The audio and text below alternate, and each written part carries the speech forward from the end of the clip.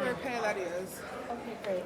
I think we have you 9 on your there. So if you, so when you come, Oh, question. Where can I put my? Can I move the computer? no, but can you put it right here? I think you can lay it here. Because how are you, your slideshow, that was my question. Yeah. How are you planning to advance it? She said I just use a button. Who told you that? Shriana? Siriana, okay. Shriana? So if not, you just use this. Yes. But I mean, you can just lay it here because I'm worried if we close it, that we'll lose the... You shouldn't. It's best not to mess it. Let's not to mess with it.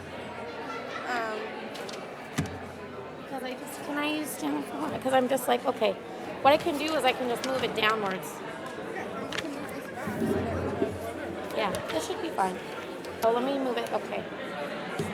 Okay. Siriana's going to be close. Shouldn't have any problem. I just gotta figure out what I'm doing with the papers.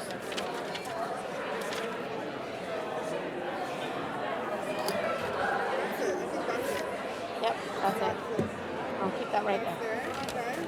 Perfect. 1, 2. So me, Ted, you. Got At it. the end, you say we're going to present the video. Got it. Siriana's going to run up and show you the video. Perfect.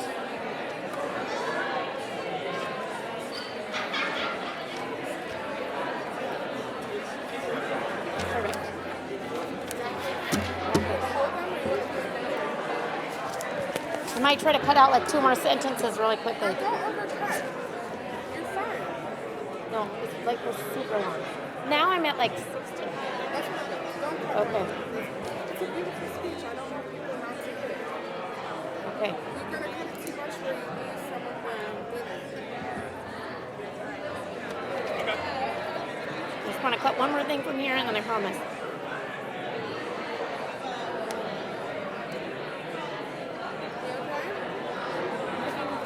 Okay.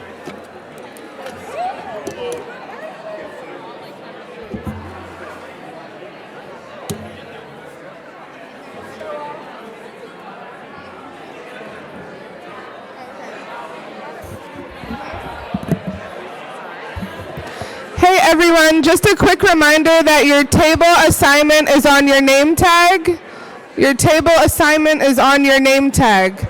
So if you could please make sure you're sitting at the right table, that would be great. Thank you. I'm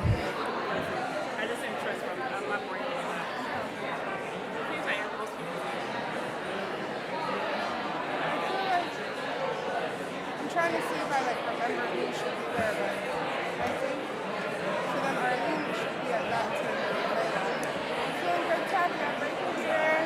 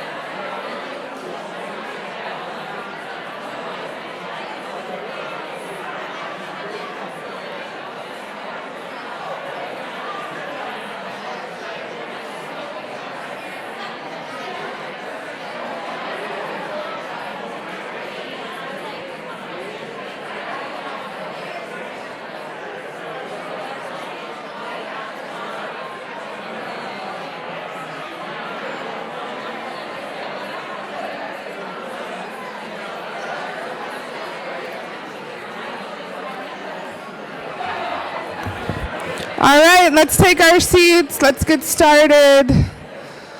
Arlene, that's you, ma'am.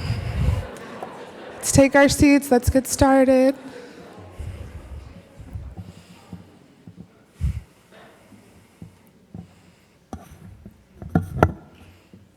All right, good evening. I'm so excited to see every single one of you. So good evening and welcome to, wow, this is our first one in quite a while, but to Public Interest Student and Alumni Dinner, marking the conclusion of the 15th annual, if you can believe that, Public Interest Week. And what a week it was, right? For those of you who attended.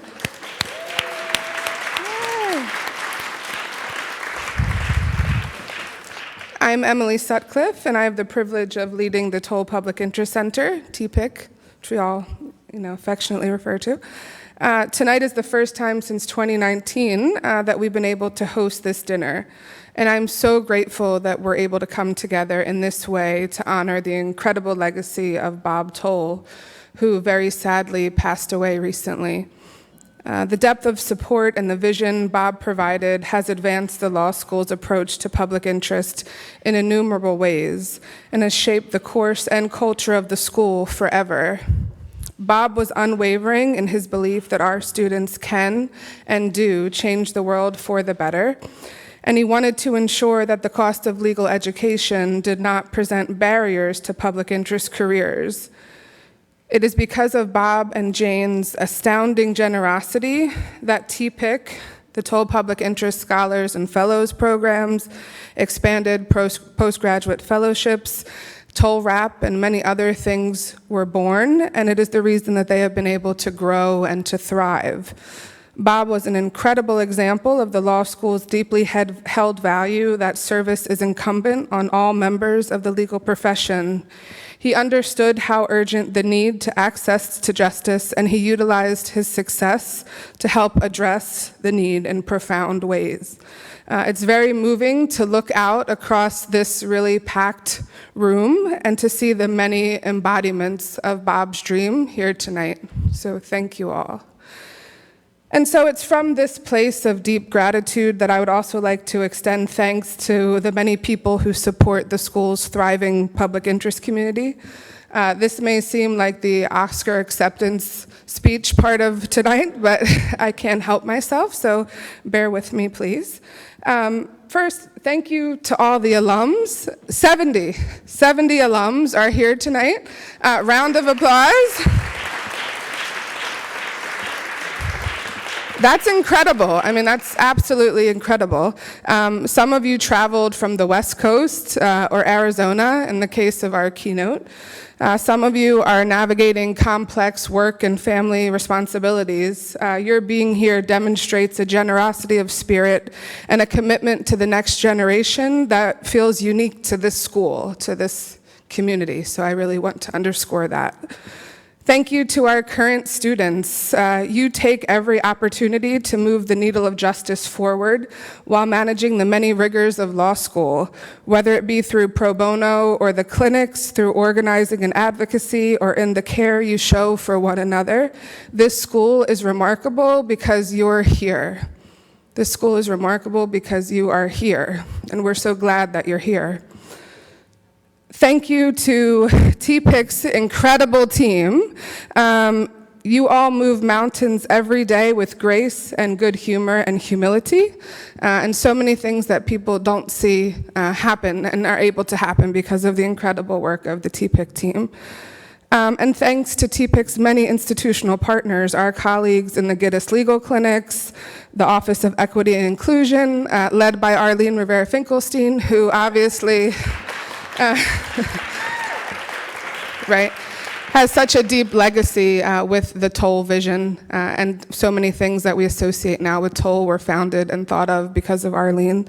The Office of Career Strategy, just to name a few of our partners, and a very special thank you to the Department of Alumni Relations, who's always so incredibly supportive of TPIC, but who really went above and beyond to help us with this event, to help us to honor Bob. So thank you to them. And finally, I express tremendous gratitude to Dean Ted Ruger. Dean Ruger has been unwavering, truly, in his support of the school's public interest community and is in his commitment to ensuring that Bob's vision became and remains a reality. Thank you, Dean Ruger.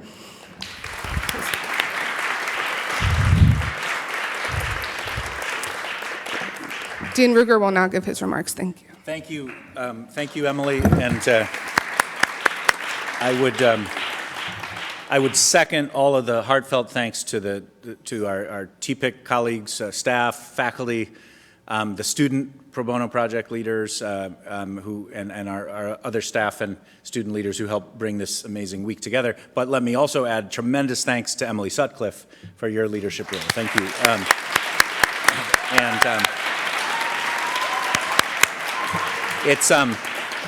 It's awesome and amazing to see this room so full.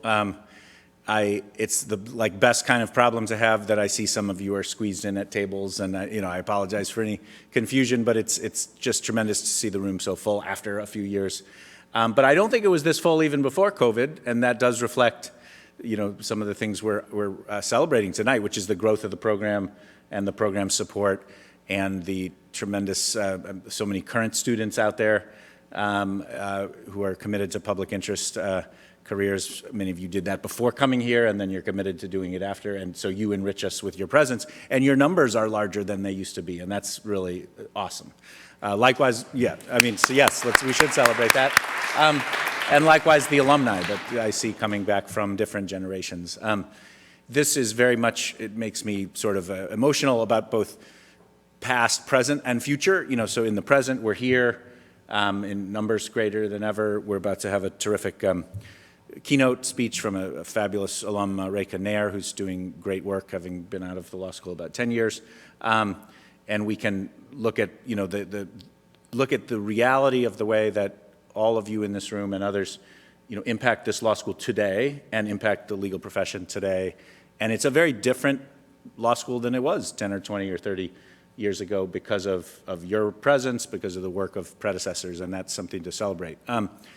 I also think about the future, particularly as I look to the numerous current students and the even more numerous students supported by the Toll Fellowships and Scholarships who will come in, not over the next 100 years, but over the next 10 years. And it's really, we're immediately increasing, and I think then about the work that you'll do. And I'll say a bit of very heartfelt, thanks looking to the past about Bob Toll, but one thing, and we'll see a video in a minute, but one thing, I had the privilege of meeting Bob toward the end, in the last few years of his life over the past several years, and his energy and the excitement in his eyes and his demeanor when he would talk about Penn Law students was amazing. And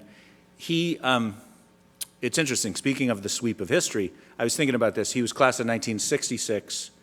So for those of you who are current students, so if you're a 1L in the class of 2025, let's say you come back here in 40 years, and I think you will, if the class of 1965, 2065 or 2006, you're closer in age, you're about 40 years away from that cohort, the class of 2066, and you'll come back here and you'll be having done amazing work and mentor our students.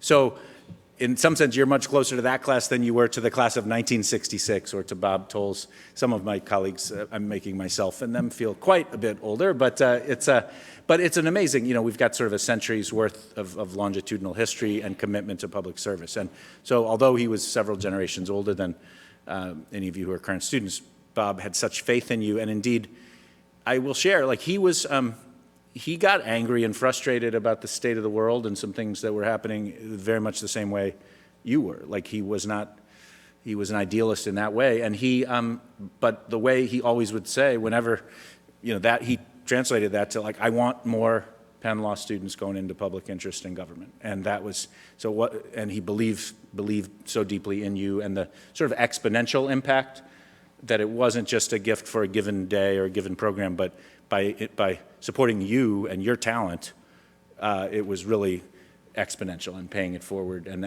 We see that. We see it in the careers of those who are recent or not so recent graduates, and we see it. We can see it, although I don't know exactly what you'll do. I'm so grateful and confident to think about what you will be doing, all of you who are current students, in the years and decades ahead. And that's really cool. And that was, that was Bob and then Jane's vision, is like investing in the talent and the commitment and the public idealism of our students, and then supporting the career. So I won't say more now about Bob, except I just wanted to, I could see it in his face. He had so there was almost an emotional component, a commitment that was really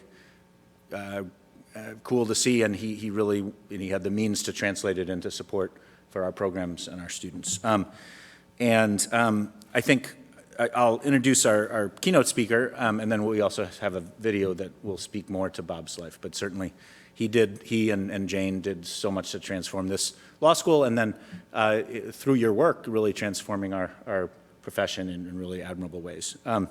So one person who's been working for since leaving here a decade ago, doing that amazing, impactful work in her home area of Arizona, near Phoenix, is Reka Nair, who will come up to the podium in a few minutes. She was class of 2012, a Toll scholar, one of our earlier Toll cohorts, and her work both here and then back in Arizona has focused on immigration. She's the child of immigrants. She's also focused on the rights of trans and queer individuals and others facing discrimination and lack of full participation. She leads the Phoenix Legal Action Network, a public interest lawyering group that deals with issues of immigration, LGBTQ plus rights, and many other cutting-edge issues, and is really a leader both in the Phoenix legal community and nationally, and doing us very, very proud,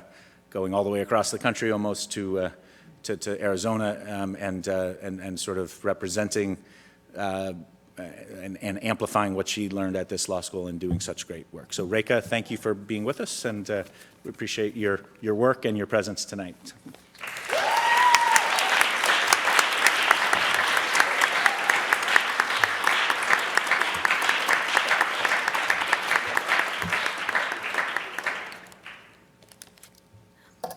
Thank you, Dean Ruger, for that kind introduction, and thank you all for having me here today. Please bear with me. I lost my voice. It's coming back, and I'm going to do my best. So I remember being 16 and dying to get my driver's license. As an Arizona teen, a license meant opportunity and freedom, because then and now Arizona is a driving state. Jaime and Lucia, longtime Arizona residents with 4 children, drive for the same reasons I do. One morning, they were driving together to the doctor when they crossed through the Highway Gore area, and Highway Patrol stopped them. As they pulled over to the side of the road, they felt scared because they didn't have a driver's license, not because they failed the test, but because in Arizona, their undocumented status makes them ineligible for a license. The officer, like always, comes up to the window and asked Jaime for his license, registration, and insurance. Jaime provided registration, insurance, and a Mexican passport. The officer walked back to his patrol car. 5 minutes ticked by, 10, 15. They called one of their children to tell them what's happening. 20 minutes, 25, 30 minutes passed, and their hearts sank into their stomach as they saw an immigration van drive up, and they were both arrested. Good evening, everyone. My name is Reka Nair. I'm the daughter of Indian immigrants and of Maricopa County, Arizona. Some of you might have heard about this part of Arizona. For years, Maricopa County was home to Sheriff Joe Arpaio, America's quote-unquote toughest sheriff, who systematically violated the rights of Arizonans for decades by racially profiling Latinos and calling immigration on them. But his time also birthed a rich and relentless generation of organizers, advocates, and activists who are slowly, bit by bit, year by year, working to build a better Arizona. When I grew up in the 80s and 90s, things were different. I lived in a largely white, conservative, Mormon suburb, and everything about me felt very un-American. Friends told me that my family and I would go to hell for not being Christian. Other comments made me really paranoid about smelling like Indian food. And I tried whitewashing myself. But I grew increasingly uncomfortable with having to disguise who I was, and I yearned to leave Arizona. And after college, I got my chance and joined Teach for America and moved to New York City. In New York, I found a new identity and sense of community with women and people of color. I found myself transforming the hurt that I felt into a will to stand and fight with people and communities who were othered and marginalized in America. And this eventually led me here to Penn, to Jaime and Lucia, and to all of you here tonight. And a key piece of my story is also Robert and Jane Toll. So I'm truly honored to be here today to share a little bit about my story and to celebrate Mr. Toll's enduring impact on public interest at Penn and beyond. Thank you so much.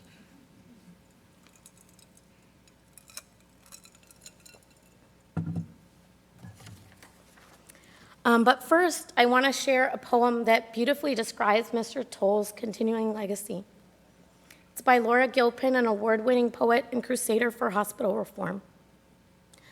She wrote, "The things I know, how the living go on living and how the dead go on living with them, so that in a forest even a dead tree casts a shadow, and the leaves fall one by one, and the branches break in the wind, and the bark peels off slowly, and the trunks crack, and the rain seeps in through the cracks, and the trunk falls to the ground, and the moss covers it.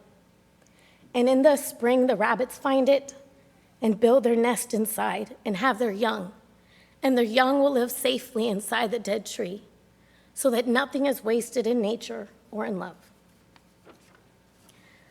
This room is full of the moss and rabbits like me who have grown within and continue to nest and flourish in the Toll tree here at Penn. And tonight, I want to share some of our stories. As Emily and Dean Ruger mentioned, Mr. Toll and his wife founded and fund the Toll Scholars Program, which supports aspiring public interest students to pursue both an exceptional education at Penn and a career in public interest. When I was a Toll Scholar, each scholar class had 5 or 6 scholars, and each year received full tuition for their 1L year and 2/3 tuition for their 2L and 3L years. Today, this program provides full tuition for all 3 years of law school to 12 scholars each year. An incredible investment in public interest and social change.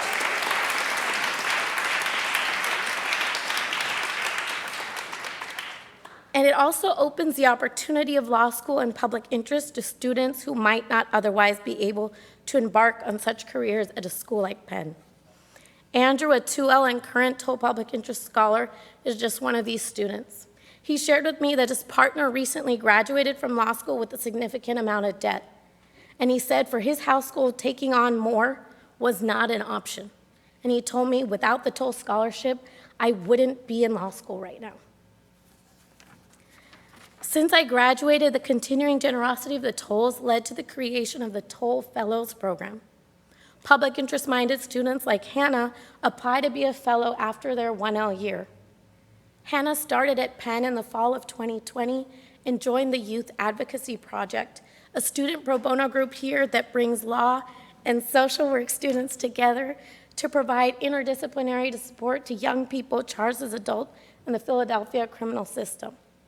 Hannah's now part of the class of 14 Toll Fellows that receive 3/4 tuition paid for their 2L and 3L year. Hannah shared with me that through this fellowship, she's had the great fortune of connecting with former Toll Fellows and scholars who provide indispensable mentorship and guidance. And she says, "I truly believe that being a Toll Fellow has opened doors for me for which I will be forever grateful." So right now, like to ask if you are a current or former Toll Scholar like me or Andrew, or if you are a current or former Toll Fellow like Hannah, please stand up and give us a quick round of applause to thank Mr. Toll and his wife, Jane.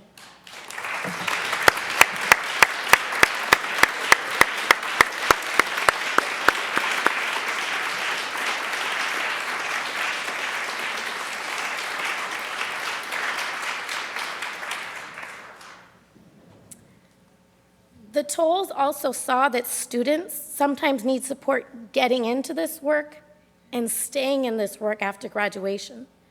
This is why the Tolls chose to not only support students during law school, but also afterwards, funding postgraduate fellowships and Penn's loan repayment assistance program. And I'm a proud recipient of both. Despite Penn credentials and a strong resume, it can be difficult to get the exact kind of public interest job you desire right out of law school. Sometimes a place you want to work does not have the funds or an available position, even though they want to hire you. This happened to me. I have a passion for immigrant rights and a strong desire to return to my home state of Arizona to work for the Florence Immigrant and Refugee Rights Project. I looked out for job postings, but none lined up with my timeline.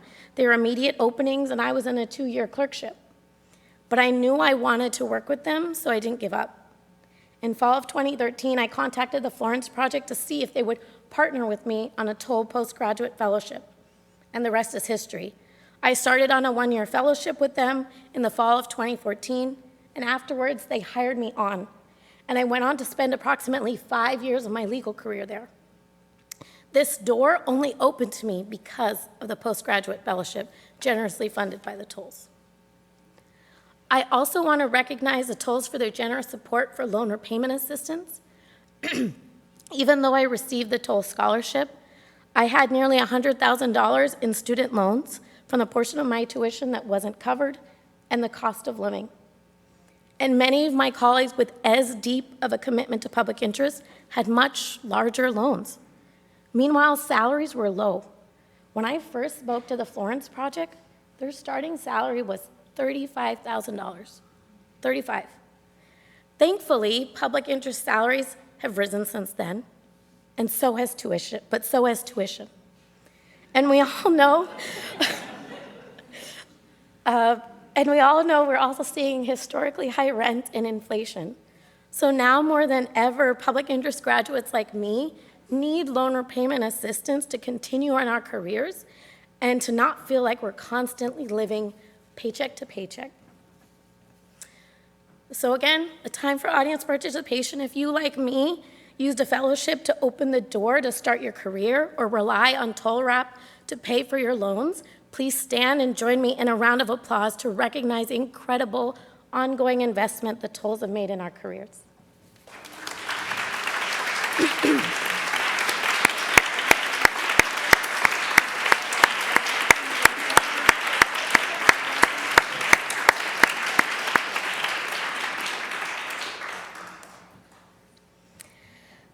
As I see all the numbers of people standing up who receive support from the Tolls today, I'm reminded again of the poem I started with.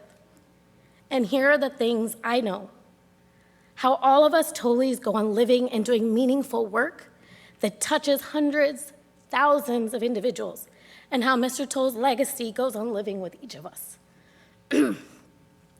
His legacy lives on in Toll Scholar Andrew's election protection work he does with the Democracy Law Project here at Penn, and in Toll Fellow Hannah, who is now managing mitigation in a homicide case with the Youth Advocacy Project, and in former Toll Fellow and current Toll Wrap recipient Jordan, who advances economic justice by supporting workers as they negotiate union contracts that give them dignity and respect on the job. And it lives quietly on in me, and in the Phoenix Legal Action Network, which I co-founded, and in every relationship of trust and solidarity I build with community and my coworkers. It is clear to me Mr. Toll never sought our gratitude for his generosity, but gave to support public interest lawyers like me because he knew it was right for his values.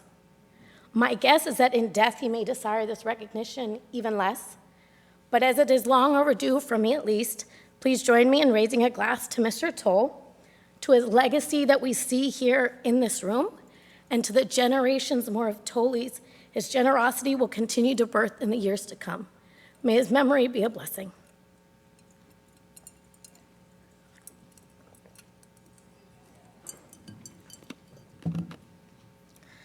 And while I am giving out thanks, please also join me in thanking a few more people. Arlene Rivera-Finkelstein, who led the Toll Public Interest Center way back in 2009 when I was chosen for the Toll Scholarship, and has spent years supporting and mentoring me, and I'm sure many of you in this room.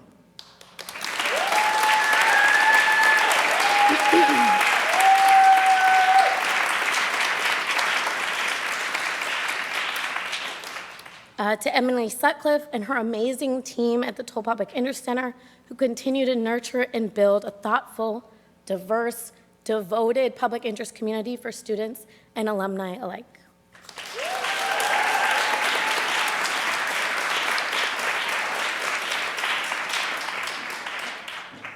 And finally, before I wear out my welcome, I have a small challenge for all of us as we continue to work to advance justice. Rumi, a Sufi saint, mystic, and poet from the 1200s, has a quote that I think encapsulates public interest work and doing good work more generally. He said, "There are hundreds of ways to kneel and kiss the ground."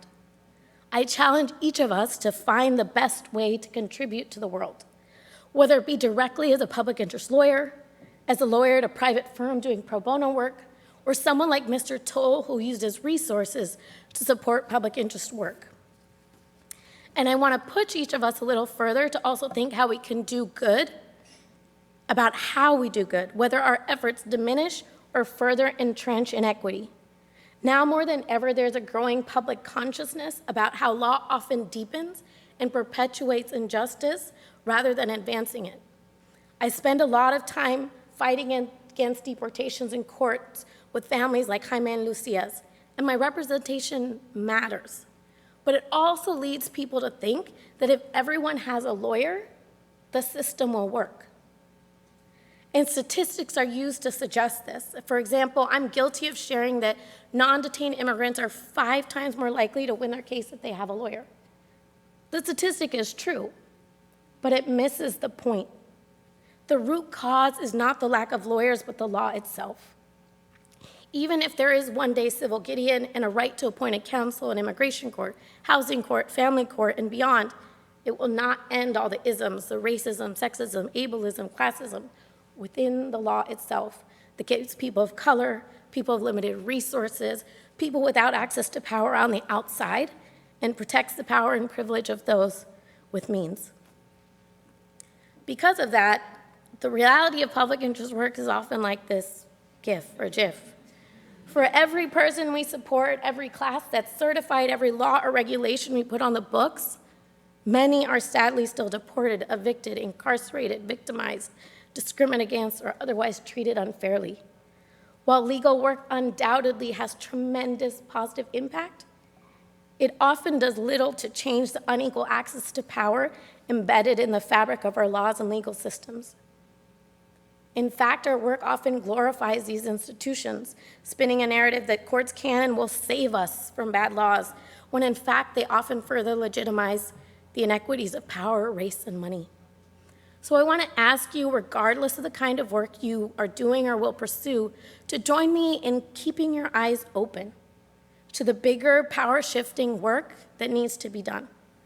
And we can do this in hundreds of ways, like Rumi said. You can ask yourself in your practice, do I have a process for incorporating the input of directly impacted community members while working on a case, on a new policy or a rule? Ask your team, how can we improve our internal practices to ensure all of our colleagues, all of our clients feel valued and heard? Ask your leadership, what can we do to ensure that our board and staff look more like the community we work in or the people most directly impacted by our work? And also look for opportunities in your own pro bono work and in your role just as an engaged community member. Ask yourself, how can I use my skills and resources as a lawyer or citizen to support the leadership and advocacy of directly impacted communities? I know this might feel like a lot to ask. If your life is like mine, you might already feel overwhelmed with the day-to-day. But this ask isn't about adding to your work plate, to the work on your plate, but about rethinking how we work. I'm striving to center this mind shift as I grow and lead the Phoenix Legal Action Network by centering community power building in our programming. This includes proactively discussing systemic injustices with our clients and community members and inviting them to get involved with local organizing and advocacy. I'm not alone in doing this type of work. Other Toll Penn alumni do it too. Shireen, a 2011 Toll Scholar, leads Healing to Action in Chicago, which aims to end gender-based violence. Healing to Action promotes the individual and collective healing of survivors and provides skills and training so survivors can lead organizing against structural barriers that perpetuate gender-based violence. They have a truly transformative model that decenters the law and lawyers and centers the needs, skills, and change-making ideas of survivor leaders. And you don't need to lead an organization to do this work. Abel, another 2011 scholar, works outside of his job with grassroots organizations here in Pennsylvania, like Shut Down Burke's Coalition, to contribute to system change efforts. Abel gave me the best advice about working with community. He reminded me that when we work with community, our job is not to go in and lead, but to let ourselves be led, and to make our knowledge, time, and talent available to leaders more directly impacted by injustice. I share mine, Shireen's, and Abel's work as examples. None of us have the answers, and in fact, I'm sure many of you in here have more answers than I do.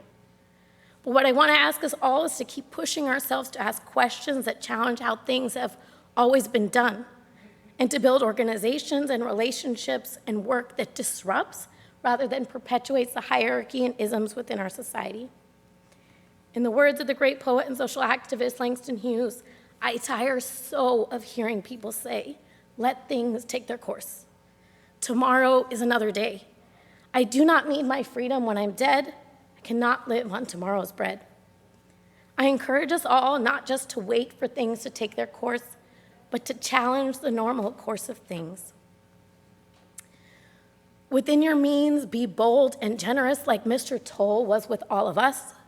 Forge new paths, have a vision for how you want to affect meaningful change with, rather than for the community. Find your way to kneel and kiss the earth. This is how we start building the just world we want today and liberate all our people. Thank you again for having me. It's a true pleasure.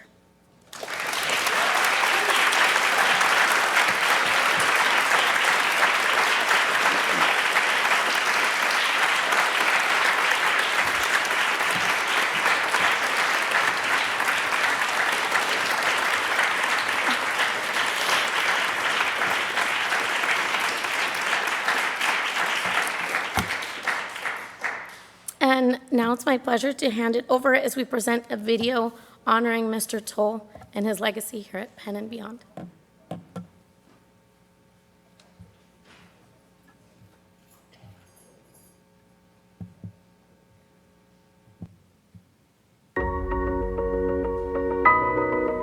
We've been aware at this law school for hundreds of years that law is deeply connected with the public interest. We realize that we're training lawyers, whether they go into private practice or directly into government, who have a role in serving the public, who are entering a profession, not just a business. We were the first national law school in the country to mandate a pro bono requirement, to integrate public service into what lawyers do every day.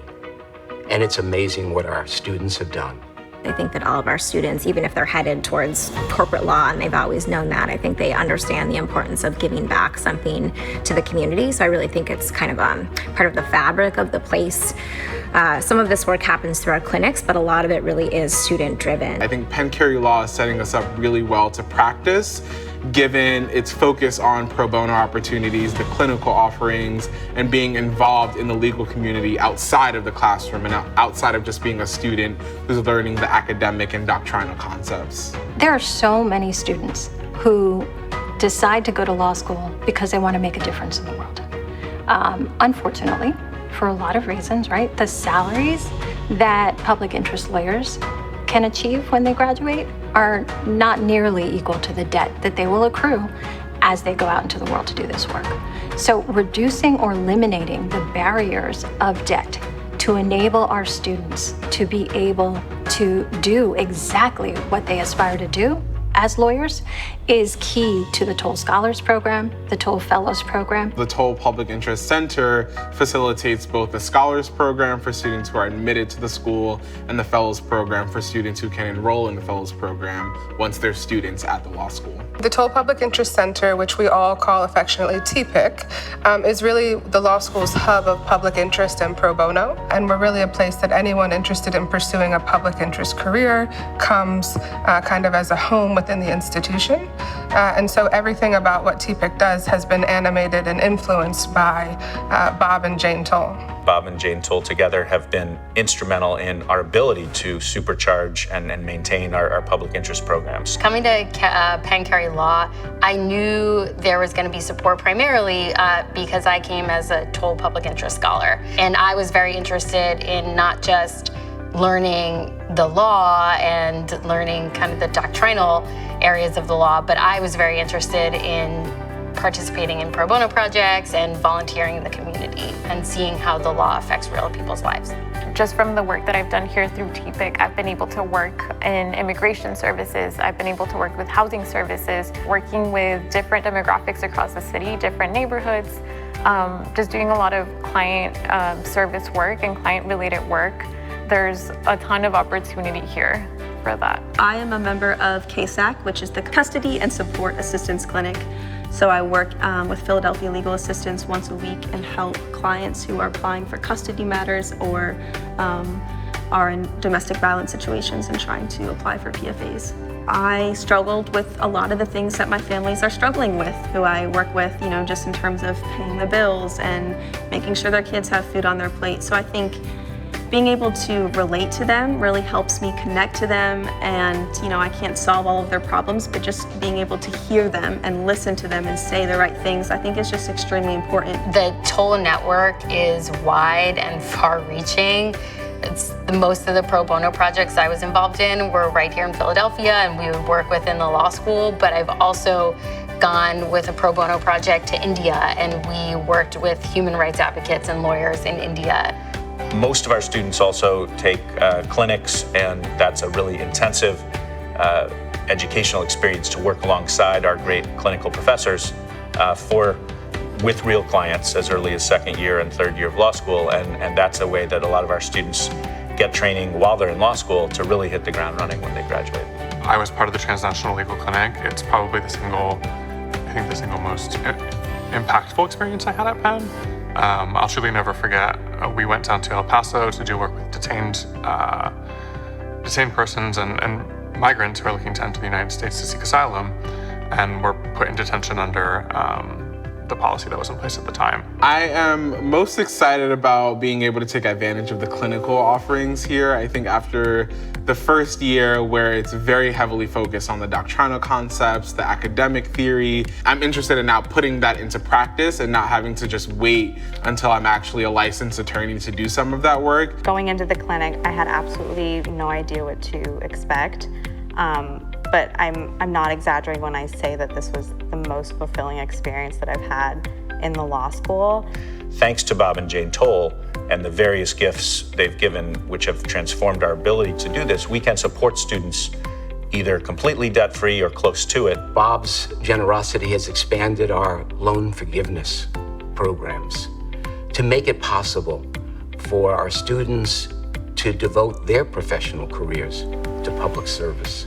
And so he's helped in so many ways to create a community that has succeeded, that has grown, that's had enormous impact locally and nationally. The reason why I'm able to do the things that I'm passionate about is because I'm a Toll Scholar and because I'm grateful enough to be able to receive the scholarship. I don't think people fully understand how incredible it is that a place like Penn Law School is able to repay the student loans of our public interest graduates to make sure that truly anyone can pursue public interest.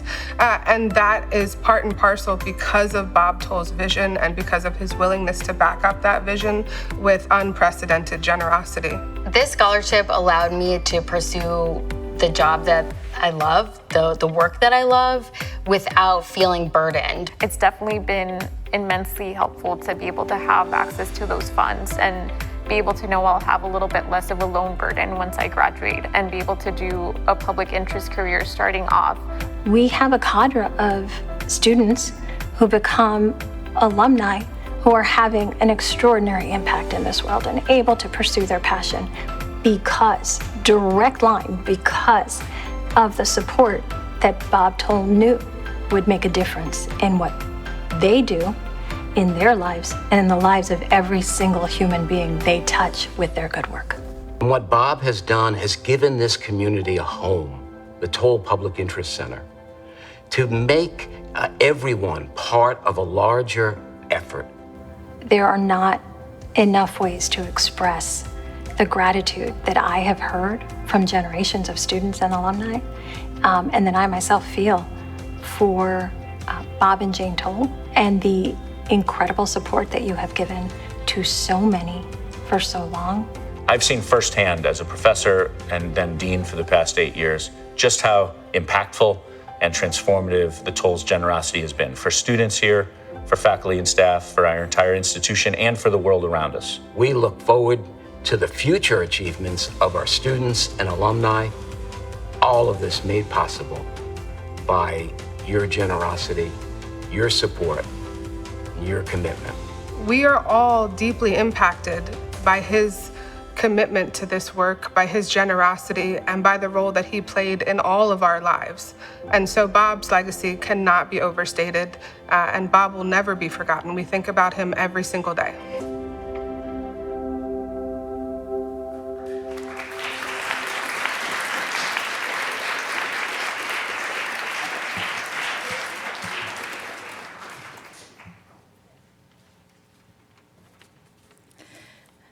Tonight's reception and dinner mark the end of what has been a truly incredible 15th Annual Public Interest Week. Throughout the week, we explored what advocacy looks like within our ever-changing and unpredictable legal, political, and social landscape.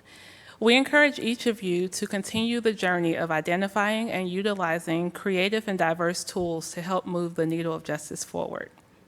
We'll now transition into dinner, dessert, and what we hope will be a lot of mingling and building connections, especially between students and alumni. We ask that you stay seated while the caterers come and release each table. Thank you for joining us this evening.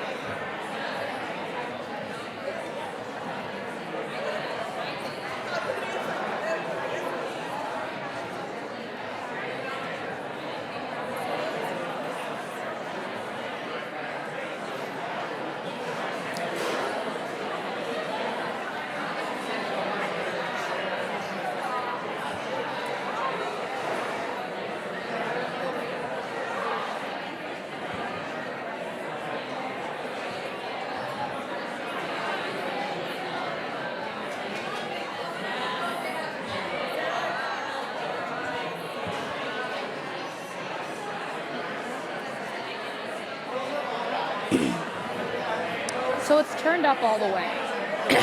Yeah. Okay, well, on your computer is what? Yeah. Everything? Yeah. Maybe there's something about... This is the aux cord. You know what? I can just put it on my phone. Let me just do that. Because I don't know if it's...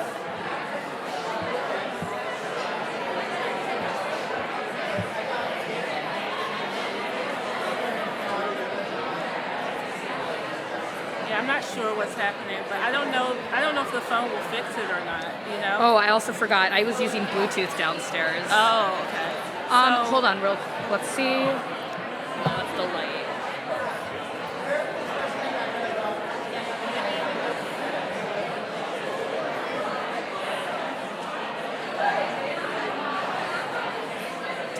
Like, the audio is working enough that the video was able to play. Right. So I don't really know. Let me just refresh. Go to your speaker. Oh, well, the video plays through the speaker, too.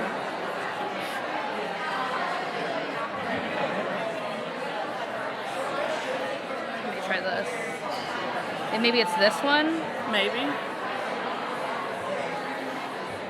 I hear something. Okay. I guess that's as loud as it'll get. Yeah. Oh, there we go.